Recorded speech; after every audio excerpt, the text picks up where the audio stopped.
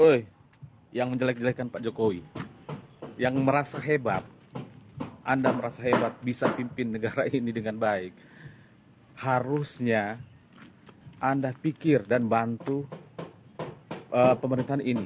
Atau kalau Anda tidak mampu minimal lah eh, jangan keluar-keluar sembarangan, coy. Memang negara ini bebas berpendapat. Berpendapat tuh bebas.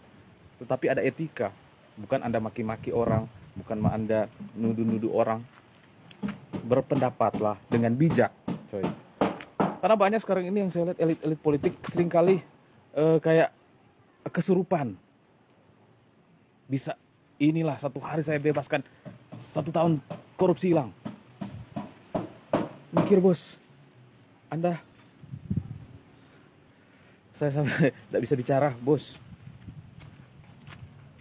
Untuk menjadi seorang pemimpin negara ini butuh pemikiran-pemikiran yang hebat, butuh tanggung jawab yang besar, butuh ide-ide yang cemerlang. Bukan Anda sering hanya berkuar-kuar, menjelek-jelekan pemerintahan-pemerintahan sebelumnya. Salah bos. Harusnya tunjukkan ide-ide kreativitas Anda untuk negara ini, untuk pembangunan negara ini. Bukan dengan cara Anda mengatakan pemerintahan sekarang sangat buruk, perekonomiannya jeblok, pemerintahannya tidak baik. Itu bukan itu yang diharapkan, bukan itu yang diharapkan masyarakat Indonesia, bos. Jualah produk Anda untuk membangun negara ini. Apa? Dengan apa? Ide-ide dan kerja keras Anda. Karena saya lihat sekarang ini banyak elit-elit politik yang hanya mencaci maki, hanya menjelek-jelekan hasil kerja orang lain, hasil kerja. Saya heran juga kenapa dia tidak buat sesuatu yang berguna bagi negara ini. Dengan begitu dia akan dipandang. Kalau dia hanya berkuar-kuar,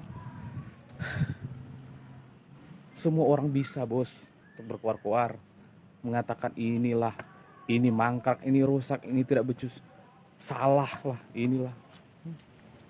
Tunjukkan.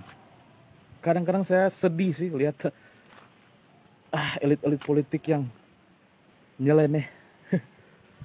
Kayak dia sudah seperti melebihi dari seorang presiden. Mulutnya gila, sangar bos. Kadang-kala dia seperti lewat presiden kayaknya. Tetapi serta ditelusuri track recordnya, wow, hancur bos. Untuk elit-elit politik, jualah produk terbaik Anda, yaitu ide-ide dan gagasan Anda, bukan ide-ide cacian, makian, hinaan. Jual produk-produk yang terbaik dari Anda. Itu yang akan dipandang masyarakat. Anda akan dikenang. Kami hanya sebagai penikmat politik, bos. Kami hanya penikmat politik yang ya hanya bisa berkomentar di sosial media. Karena kami tidak mempunyai kuasa seperti Anda, bos.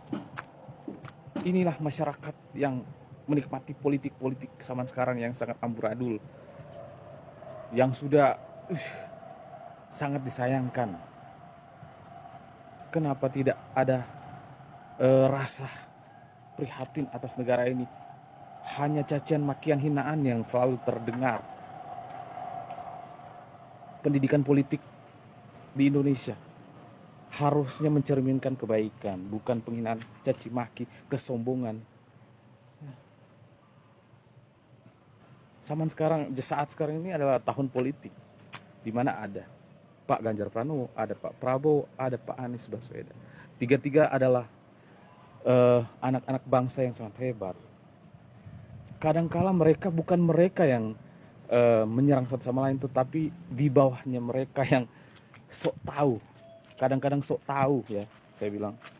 Kadang-kadang terlalu angkuh, terlalu sombong. Rubahlah gaya Anda, bos. Masyarakat juga sekarang sudah bisa menilai. Walaupun kami orang-orang kampung, orang-orang desa yang tidak berpendidikan tinggi kayak Anda, elit-elit politik, dengarkan ini. Jangan Anda menganggap kami itu diam karena tidak mampu, tidak bisa. Kami juga bisa berkuar-kuar. Akan tapi kami mempunyai etika, moralitas yang kami junjung tinggi. Kami juga warga Indonesia, bos. Elit-elit politik yang kurang ajar dengarkan ini. Rubahlah pikiran Anda untuk pembangunan negeri kita ini. Jangan hanya Anda berkoar-koar menjatuhkan satu dengan yang lain. Pemerintah membangun infrastruktur, IKN, bantulah selagi itu positif. Kalau itu negatif, silakan Anda bantah. Kita kawal terus pemerintah Indonesia. Kita kawal, kita jaga. Kalau ada kesalahan, kita bersatu. Kita bersatu jika pemerintah mau melakukan kebijakan-kebijakan yang salah. Kita bantah itu, jangan takut. Bukan berarti saya membela pemerintah sepenuhnya. Kalau pemerintah bagus, positif, pasti masyarakat akan senang. Kalau pemerintah melakukan kebijakan-kebijakan yang memang tidak baik, wajar kita berpendapat juga. Kita bisa demonstrasi. Akan tetapi kalau nilai-nilai positif yang dilakukan oleh pemerintah kita dukung. Elit-elit politik, jangan Anda hanya duduk diam di kursi Anda dengan nyaman. Anda menyuruh anggota Anda untuk melakukan orasi-orasi yang tidak becus. Kayak yang baru saja terjadi, yang partai buruh. Sebenarnya bagus juga untuk demonstrasi, tetapi yang positif. Kalau katanya untuk melakukan untuk melakukan penurunan seorang presiden atau melakukan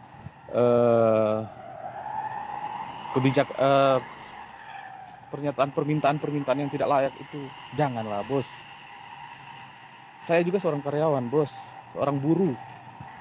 Tapi jangan kita hanya mendengar segelintir orang yang berpendapat salah tentang pemerintah ini.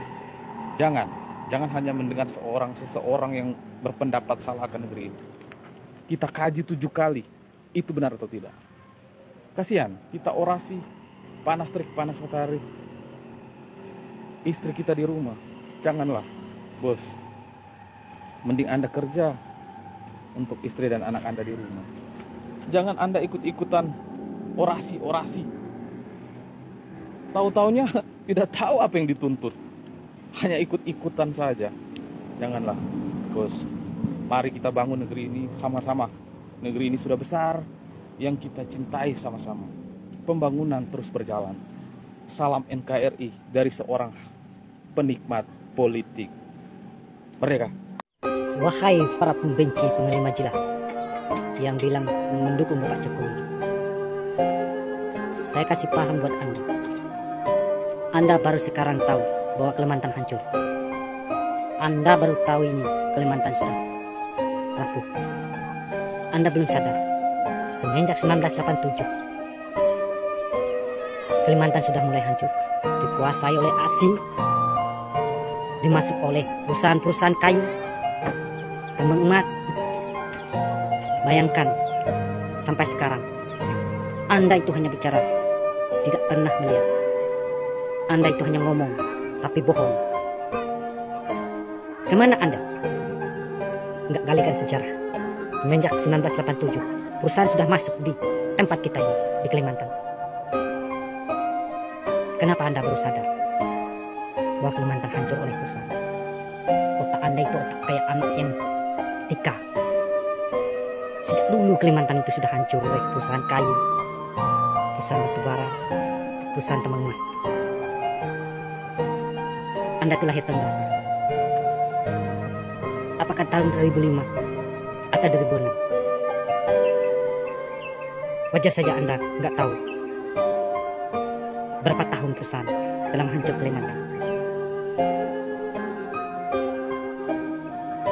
Seakan-akan Anda ini baru bangun tidur, nggak tahu segalanya di yang masa yang lalu.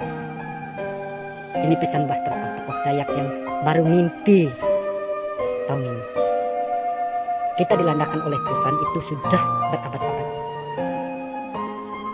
Mana keberanian kita? Mana adat kita? Waktu itu, semenjak ada pengelima Cilahi, perusahaan nggak mau sewenang-wenang. Contoh sawit, di mana-mana perusahaan itu takut sama orang pasukannya, asal Anda tahu. Di mana adat dulu yang kalian bangga-banggakan? Di mana tokoh-tokoh adat yang kalian bangga-banggakan dulu? Di lahir 1987 itu banyak anak yang ketinggalan zaman, yang nggak lulus SD, lulus SMA, SMP, bahkan yang nggak sekolah. Sedangkan itu perusahaan sudah ada di tempat kita. Apakah Anda ini baru lahir? Selamat malam. Di sini saya akan membahas tentang yang lagi viral, Panglima Pajaji sama Panglima Jilah. Ini pasti tentang IKN. Yang pertama memang ini kontroversi semua gara-gara seseorang yang bernama Pak Rocky Gerung yang mengatakan bahwa Pak Jokowi bajingan tolol, Pak Jokowi menggadaikan IKN.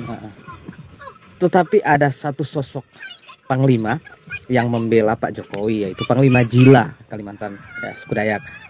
Sangat baik juga, dia membela presiden kita semua, presiden Indonesia. Itu harus. Tetapi ada satu kontroversi yang terjadi lagi. Ini tiba-tiba muncul Panglima Pajaji. Sebenarnya saya juga heran, kenapa dia muncul. Dia tidak menyetujui adanya IKN ini. Kenapa dia muncul baru sekarang? Kan begitu. Kan belum lama ini dia muncul setelah pernyataan Panglima Jilah akan tindakan Pak Rocky Gerung yang kontroversi yang mengatakan Pak Jokowi, ya itulah, Pak Jokowi bajingan tolol, IKN digadaikan di Cina. Menurut saya Panglima Pajaji ini tidak tepat ya. Kenapa saya katakan tidak tepat? Karena apa? Karena dia masuk di saat kontroversi Pak Rocky Gerung dan kontroversinya Pak Rocky Gerung yang mengatakan Pak Jokowi bajingan tolol dan IKN digadaikan. Kenapa Panglima Pajaji baru muncul sekarang? Itu yang jadi pertanyaan ya. Satu, yang kedua, kenapa sampai dia tidak koordinasi langsung dengan Panglima Jilah tersebut? Karena saya yakin di Dayak sana pasti ada perkumpulan-perkumpulan atau komunitas-komunitas yang budaya yang saling terintegrasi ya begitu. Tidak mungkin juga, saya yakin tidak mungkin juga Panglima Jilah ini tidak mengetahui Panglima Pajaji atau Panglima Pajaji tidak mengetahui Panglima Jilah karena adanya akan pembangunan IKN. Kenapa baru sekarang ini dia komplain? Dia menyatakan bahwa dia tidak setuju. Kenapa sebelum-sebelumnya ya, waktu digadang-gadangnya IKN ini di Kalimantan, kenapa di saat sekarang ini? Itu jadi satu pertanyaan buat kita semua. Mohon maaf, apakah banyak masyarakat yang berspekulasi apakah Panglima Pajaji ini memang tulus menyatakan pendapatnya untuk IKN ini tidak bisa dilanjutkan, atau mohon maaf sekali lagi, ada penghasutan atau ada yang mengatur membisik-bisikan tentang IKN, karena ini sekarang ini masa politik yang untuk kita menjelang pemilu 2024 nanti di Februari. Tapi saya tidak berpikiran negatif juga. Kemungkinan Panglima Pajaji ingin area atau daerahnya bagus, masih tetap asri seperti semula. Akan tetapi sebenarnya Panglima Jilah juga lebih bagus karena dia ingin perkembangan yang terjadi di Kalimantan. Dia ingin perubahan, otomatis ekonomi di Kalimantan akan naik. Itu yang satu. Kedua, Kalimantan akan menjadi ibu kota negara dan akan dipandang dunia. Ketiga, banyak investor dan peluang-peluang kerja yang akan masuk di sana. Pasti orang-orang lokal khususnya Kalimantan harus berbangga sebenarnya.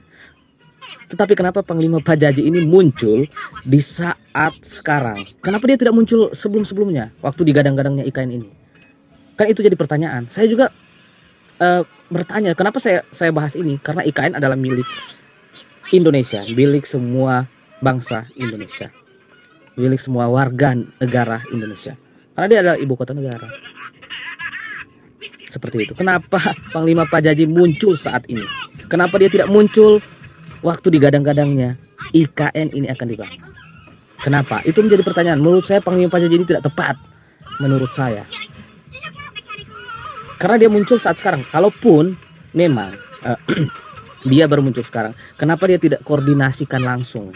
Kenapa melalui medsos?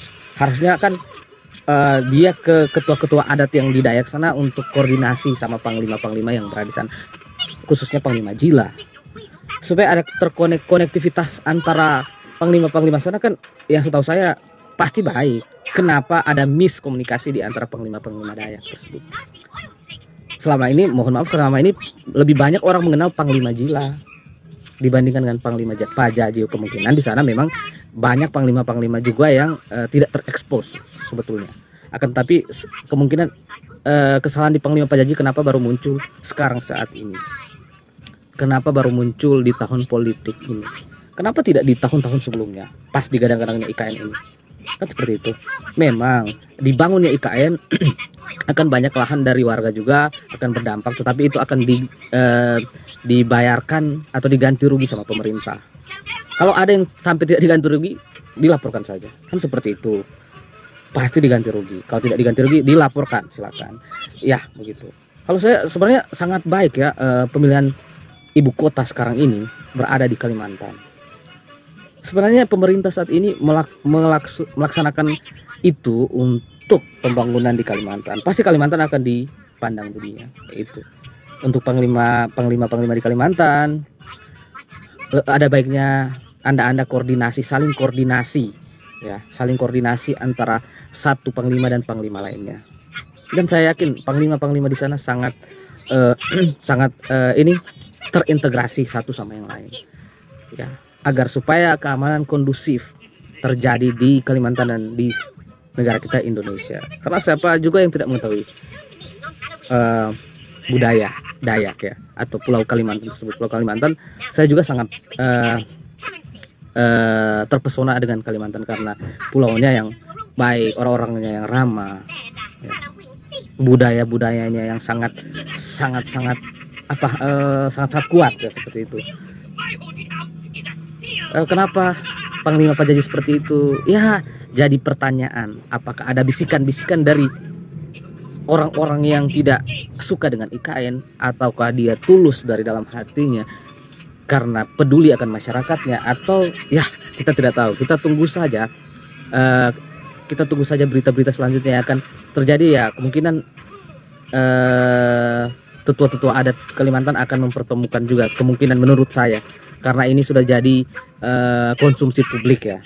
Harusnya tidak boleh, karena nantinya akan dianggap tetua-tetua adat di Kalimantan tidak terorganisir seperti itu. Tetapi saya yakin akan ada jalan keluar antara ini bukan perselisihan, antara kesalahpahaman ini.